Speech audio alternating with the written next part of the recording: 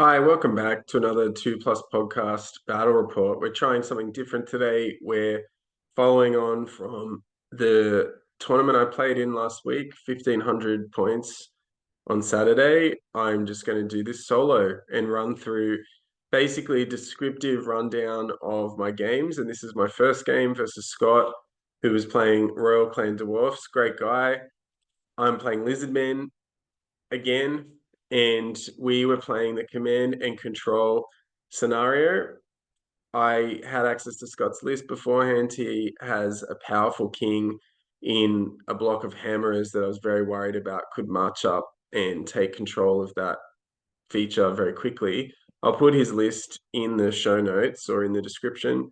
And to me, I thought also I was at a bit of a disadvantage because I didn't really have much staying power or a block of infantry larger than the 10 standard Saurus I have to take. So this is the map we're playing on. And to go through it from the bottom, for more specifics, you can read the notes. There are the swarms on the bottom left.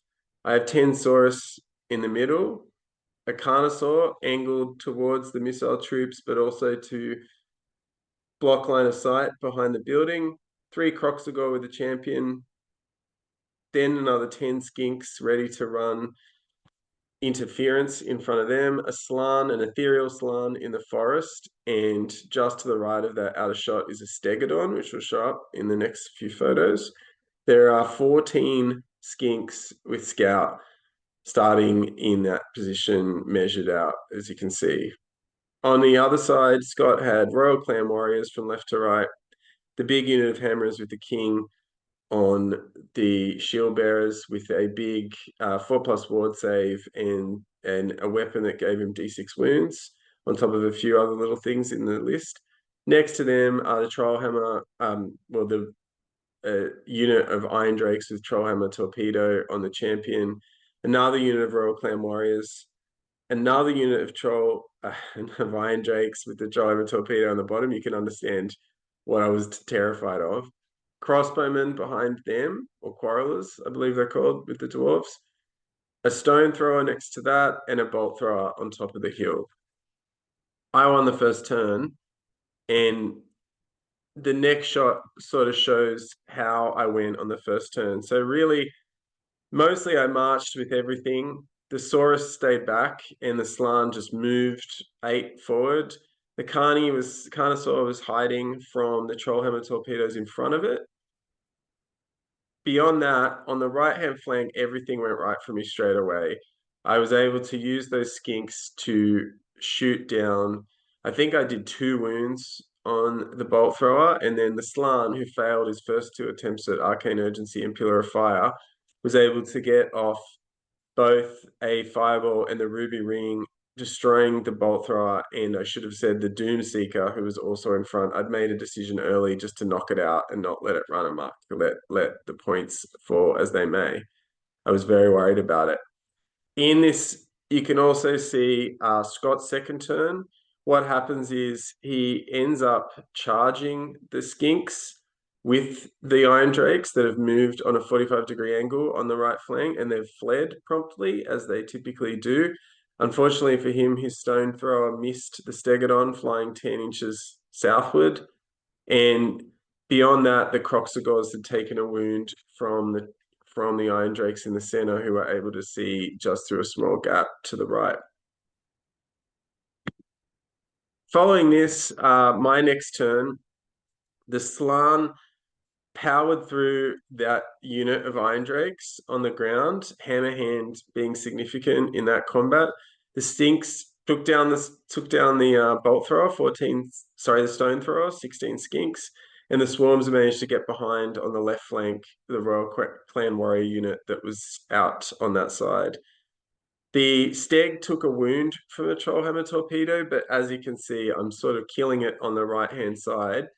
And unfortunately, Scott's next turn, I didn't get a great shot, but it's resolved.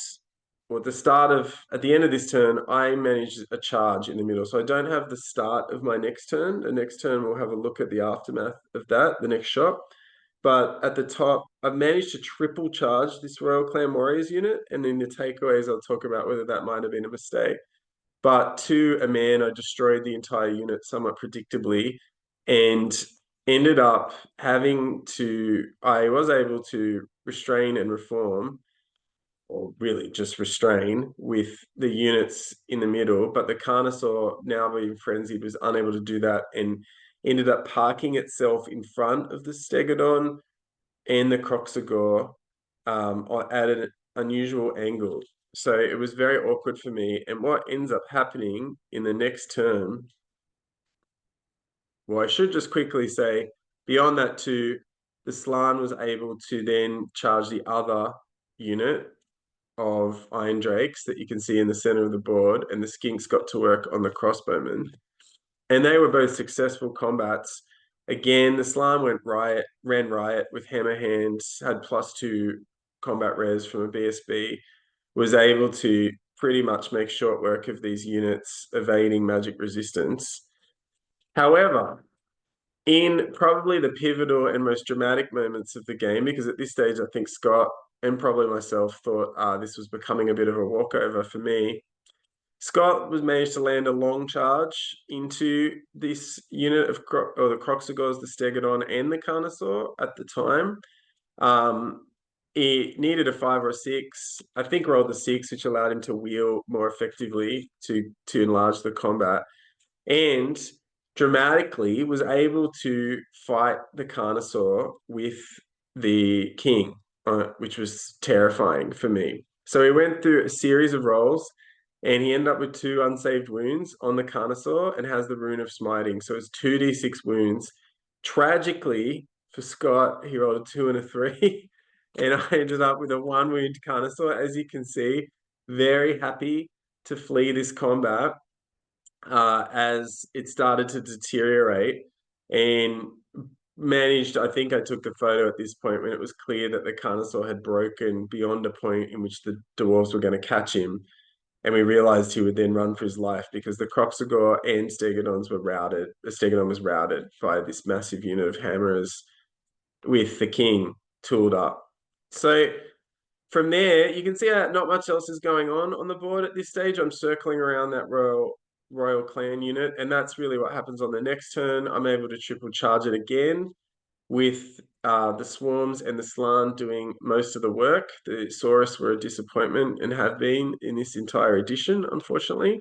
But once again, Hammerhand, the resolution, they're able to easily break this unit, and the Swarms and the Saurus pursue and are able to catch that unit, whereas the Slan is able to restrain and reform and head back to the center, where the King and his hammerers are going to begin to pivot back towards the control feature as well. And you can see down the bottom, the Carnosaur has escaped and is heading to the safety of not just the forest, but behind the forest to get as far away from this King unit as possible to preserve its points.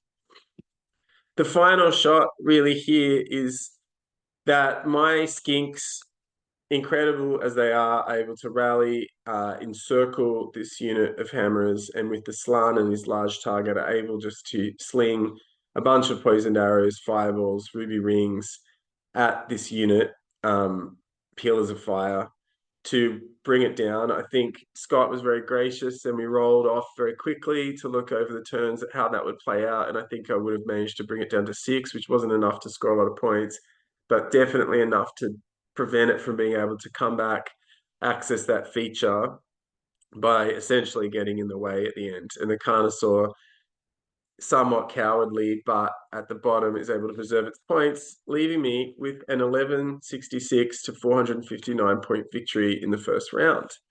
So thanks again to Scott. It was a great game. He hadn't played with Dwarfs before, I think was a Lizardmen fan, and I hope I offer him some redemption that the army list is at least playable. To me, I've just got my takeaways here. Honestly, skink domination, is this still a thing? How many are too many? This was a 1,500 point game. I squeezed in 24. I swing back and forward on this all the time. They did an incredible job. I think it feels like they're rolling a lot of dice, but I was confident they were going to take down some of those war machines and then pivot to other types of units. In the end, the fact that they probably fled perhaps at least once each and still recovered with the ridiculous marching after rallying rule, they just were probably the most impactful unit. And that's saying a lot because the combat slan was incredible as well. Over the course of the tournament, I'm not sure this is the ideal way to build him, but being ethereal, carrying Hammerhand, and being able to add a little bit of combat res, making sure that I could take on small units even with close order or skirmishing units and use that mobility to get around, continue to offer the leadership and chip in the back line was incredibly effective. And he probably picked up about 300 points or she on its own. Finally, I do think the Carnosaur essential piece for the Lizardmen army in this metagame or in the way old world works, but is very much a piece you have to use with caution. There, in hindsight, I wonder if I should have charged in and with that Royal Clan Warrior unit and the Stegodon and Croxagore themselves were enough. I think I might have won that combat, and the Hammers were probably coming one way or the other anyway. So sending the Carnosaur in, I can't remember what I rolled, but I think I could have probably rolled to get away from those hammers and maybe just was a little bit on the low side. But if the plan was to avoid that unit at all costs, really like how effective restraining and reforming is for units like the Slan or any other unit of that base size that can get into combat and then get out and move on. The Carnosaur losing that ability once frenzied is really a big deal because it's by far the most effective combat piece or most controllable. But then it goes into, I suppose, somewhat thematically, a more uncontrollable piece, and that over many games started to become a bit of a thorn in my side without a clear plan on how to handle it. Anyway, that's the end of the first one. Thanks for tuning in again. Make sure to below write any comments that you have about the game state. Might try to look at some of the more specific moments for that game later on if people are interested. So if something caught your eye, leave a comment. I've left the list in the description, and we hope to hear from you soon.